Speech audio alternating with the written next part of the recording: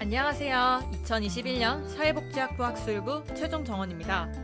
여러분들이 어려워하거나 궁금해하는 정보들에 대해 다루며 학교생활 적응을 돕기 위한 학교생활 길잡이 시작하겠습니다.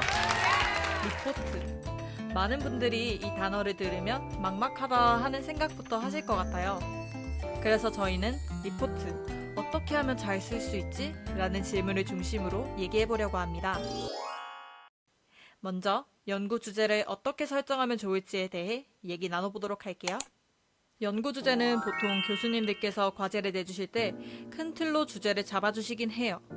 근데 이 주제는 엄청 광범위해서 저희가 그 범위 안에 있는 모든 내용을 다룰 수는 없어요. 그래서 저희는 주제를 구체적으로 잡는 과정이 필요해요. 구체화할 때 주의점은 수업에서 언급된 개념을 적용하면서 그 개념을 확장해야 한다는 거예요. 보통은 수업에서 언급된 개념만 적용하거나 개념 확장에만 집중해요. 양극단으로 가는 경우가 생각보다 많습니다. 그렇기 때문에 우리는 연구 주제를 설정하는데 많은 시간을 들여야 해요. 곰곰이 생각해서 아주 구체적인 주제를 잡아야 한다는 거죠. 주제를 정했으면 자료조사를 해야 하지만 일단 표지부터 얘기해 볼게요. 표지에는 제목, 소속 학과, 학번, 이름은 필수로 들어가야 합니다.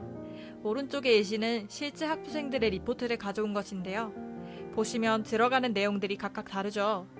과목명, 담당 교수님 성함도 적혔고요. 제출일을 넣기도 하네요. 이렇게 필수적인 것만 들어가면 그 뒤에 다른 걸 얼마나 더 추가할지는 자유롭게 선택하시면 됩니다. 표지에서 가장 중요한 건 제목이겠죠. 제목은 주제의식이 드러나야 합니다. 제목만 보더라도 주제를 유추할 수 있어야 해요. 예를 들어 볼게요. 큰 주제는 학교폭력이고 학급 내 분위기와 예방교육의 관계성을 연구주제 설정 단계에서 정했다고 가정할게요. 만약 큰 주제로만 제목을 짓는다면 학교폭력에 관한 보고서라고 지을 수 있겠죠.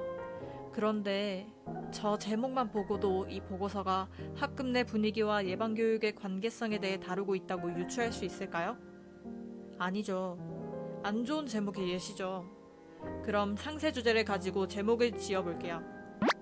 학교폭력 예방교육의 효과 분석, 학급 내 분위기 변화를 중심으로. 또 다르게 한번 지어볼게요. 학교폭력 예방교육이 학급 내 분위기에 미치는 영향. 처음에 지었던 제목보다 주제를 파악하기 훨씬 쉽죠. 이렇게 제목에도 주제를 드러내야 읽는 사람이 쉽게 리포트를 접할 수 있어요. 목차는 자유롭게 넣으시면 돼요. 본문이 5페이지 이상일 때는 목차를 넣으면 좋다고 적었는데 예시에서 보시다시피 똑같은 5페이지 이상의 리포트여도 목차를 넣을 수도 넣지 않을 수도 있습니다. 간혹 표지를 어떻게 꾸며야 할지 물어보시는 분도 계시더라고요. 저도 잘 꾸미는 건 아니지만 과제로 쓰는 리포트는 학교 마크만 넣어도 충분합니다. 경북대학교 홈페이지에 UI를 다운로드 받을 수 있으니 참고해주세요. 물론 아무것도 꾸미지 않아도 충분해요. 더 중요한 건 리포트의 내용이니까요. 내용을 구성할 때는 먼저 계획을 세워야 합니다. 계획을 세우기도 전에 글을 쓰기 시작하면 의식의 흐름대로 리포트를 쓰게 돼요. 그래서 큰 틀을 잡기 위해서는 자료조사를 미리 많이 해둬야 하겠죠. 그리고 본문에서 문단을 구성할 때 각각의 문단마다 한 가지 핵심 내용이나 아이디어를 넣으면 좋은 글이 돼요. 아직은 이 부분이 어려울 수 있어요. 저도 아직은 이 부분이 미숙하니까요. 그 대신 하나만 기억하면 돼요.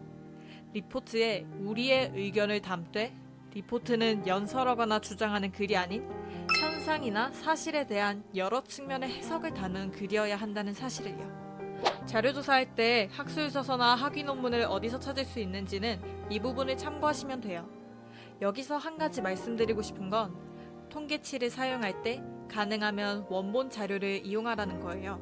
언론 보도 자료에 나오는 통계치는 왜곡됐을 가능성이 있어요. 그래서 원본 통계 자료를 찾을 수 있으면 원본 자료를 이용하시는 게 가장 좋습니다. 계획도 하고 자료조사도 했으니 본격적으로 본문을 써야 되겠죠? 본문은 보통 서론, 본론, 결론으로 구성합니다. 이 중에서 본론과 결론은 다들 잘 쓰실 거예요. 조사한 자료가 많으니까요. 본론과 결론에 집중하기 때문에 우리는 서론을 가볍게 쓰는 경우가 있죠. 그래서 저는 서론이 얼마나 중요한지에 대해 말씀드리려고 해요. 제목에서 주제를 파악했다면 다음으로 서론에서 어떻게 글이 전개될 건지 파악하죠. 때문에 서로는 다른 내용에 대한 흥미를 끌기 위해 주제나 문제에 접근하는 내용으로 서술해야 해요. 리포트의 서론 부분만 가져왔습니다. 이 리포트의 제목은 현대사회의 계층 및 계급구조의 문제점과 해결 방안입니다. 처음에 M4세대라는 신조어를 가져와 그와 연관된 수저 계급론이라는 단어도 자연스럽게 언급했죠. 그리고 여기서 계급에 초점을 맞춰 기존의 사회 계층과 현재의 계급적 인식의 연관성을 말하며 문제를 심화했습니다. 그리고 읽는 사람에게 질문을 던져요. 그 질문은 제목과 직접적인 연관이 있죠. 이런 식으로 서론에서는 주제나 문제에 접근하는 내용을 다뤄야 합니다. 본문에 다 썼으니 참고 문헌을 적어야겠죠. 그 전에 일단 학부생들의 리포트를 살펴볼게요. 일관된 형식이 있는 것 같나요? 각자 다르죠. 앞에서 본 것처럼 참고문헌 표기법에 정해진 형식은 없습니다. 각자 편한 대로 쓰시면 돼요. 그래도 잘 모르겠다 하시는 분들을 위해 표기법을 적어봤습니다.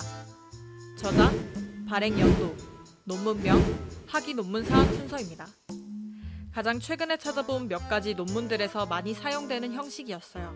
하지만 이것도 정해진 건 아니라는 점 짚고 넘어갈게요. 형식은 어떻든 상관없으니까 참고 문헌은 무조건 표기해주세요. 글을 그대로 인용하거나 아이디어를 가져오는 것 모두 출처를 남기지 않으면 표절이 되니까 주의해주세요. 그 외에도 부가적으로 4가지 요소를 신경 쓸 수 있겠네요. 페이지 표시는 사용하지 않으셔도 됩니다. 하지만 목차를 쓸 정도로 분량이 많으면 표시하는 게 내용을 찾기도 파악하기도 쉬워요. 간혹 리포트는 이다로 써야 하나요? 입니다로 써야 하나요? 라고 질문하시는 분도 계세요. 리포트는 이다체로 쓰셔야 합니다. 입니다체는 논문이나 리포트에서 사용하지 않아요. 적어도 아직 저는 본 적이 없어요. 각주는 안 쓰셔도 돼요. 참고 문헌에 다 표기할 거니까요. 그런데 저는 1학년 때 교양 수업에서 각주로 인용한 자료를 다 쓰라고 하셔서 아직까지 각주를 그렇게 사용하고 있어요. 보통은 각주를 본문에 넣기 애매하거나 본 주제와 다른 의견이나 결과가 있을 때 서적처럼 사용해요. 그래서 각주는 물어보시는 게 가장 빠를 겁니다. 마지막으로 맞춤법 검사. 이건 무조건 해주세요. 저는 부산대학교 맞춤법 검사기를 사용하고 있는데요. 여기 말고도 다른 사이트가 많으니까 찾아보시고 본인과 가장 맞는 걸 사용하시면 되겠습니다. 이 영상이, 이 콘텐츠가 여러분들이 리포트를 쓰실 때 조금이라도 도움이 되셨으면 좋겠어요. 경북대학교 사회복지학부 1학년 학생분들의 새로운 시작을 진심으로 응원하겠습니다.